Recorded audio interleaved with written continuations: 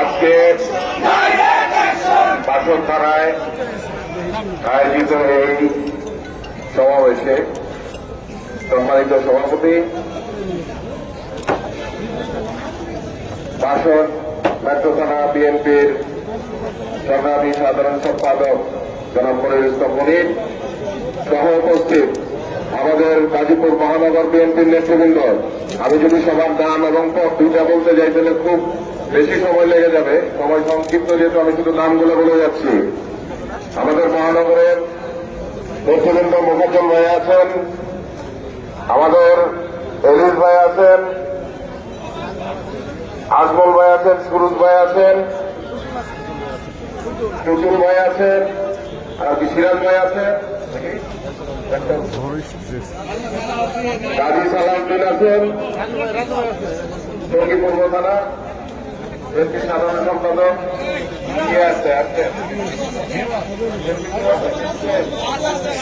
আচ্ছা উপস্থিত আছে আমার শঙ্কর বাবু সাংগঠনিক সম্পাদক, যুগ্ম সম্পাদক শামসুল, এবং আমাদের ওলামা দলের সভাপতি কাজী খোকন ভাই, কৃষক দলের আহ্বায়ক এবং সদস্য সচিব আতাউর ভাই এবং জাহিদ ভাই।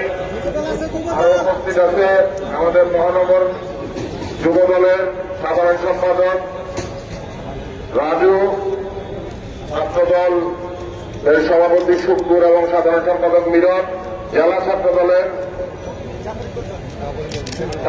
সেক্রেটারি জাফর ইকবাল জনি, যুব দলের যুগ্ম আহ্বায়ক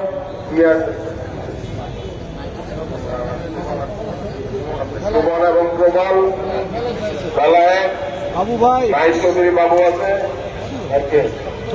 আমার সাথে আরেক ছোট ভাই আজকে তিতুমির ছাত্র দলের যুগ্ম আহ্বায়ক আকরাম মনসুর আছে, স্বেচ্ছাসেবক দলের হালিমও তো আসছিল, স্বেচ্ছাসেবক হালিম করি। এবং আমার সামনে উপস্থিত আমার প্রিয় বাসন মেট্রো থানাবাসী এবং মুরব্বীগণ, আসসালামু আলাইকুম। আজকের এই সমাবেশের ব্যাপারে আমি দেখতে পাচ্ছি যে সার্বিক পরিস্থিতি নিয়ে এই সমাবেশে নেতৃবৃন্দ আলোচনা করেছেন এবং খুব অল্প সময়ের মধ্যে আমার মনে হয় যে 2-3 দিন আগে আমাকে বলা হয়েছে যে এই আয়োজনটি করা হবে, যে বর্তমানে যে পরিস্থিতি বিরাজমান আছে আমাদের দেশে, বিশেষ করে এই গাজীপুর মহানগর এবং বাসন থানায়, সেই বিষয়গুলো নিয়ে নেতৃবৃন্দ আলোচনা করেছেন। আপনাদের সামনে আমি আসার পূর্বে হয়তো তো আমি খুব বেশি কিছু বলবো না। আপনারা জানেন যে এই ফ্যাসিবাদ খুনি সরকারের আমলে বিগত 17টি বছর আমরা সকলে কি অত্যাচার নির্যাতন সহ্য করেছি আমরা সবাই জানি না।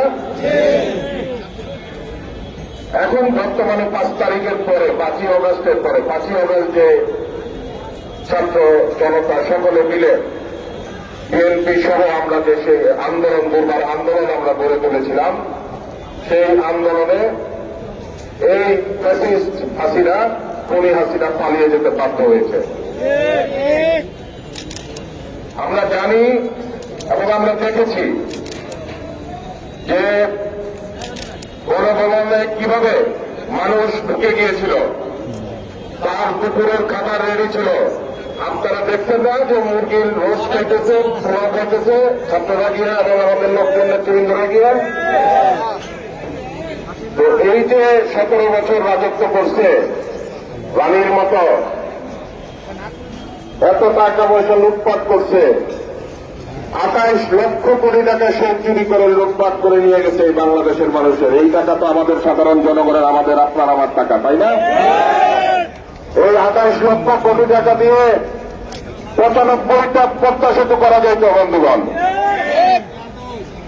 তো এত শক্তিশালী ছিল, কিন্তু বাংলার সাধারণ জনগণের কাছে তাকে পরাজিত হইতে হয়েছে, পালিয়ে যেতে সে বাধ্য হয়েছে। সুতরাং আমাদেরকে ভাবতে হবে যে জনগণই হচ্ছে মূল শক্তি। এবং আমরা বিএনপি গণমানুষের দল।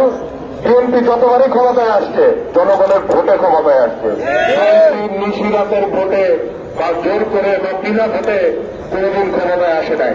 এবং বিএনপি একমাত্র দল যে বিএনপির হাতে কোন ছাত্রদের এই যে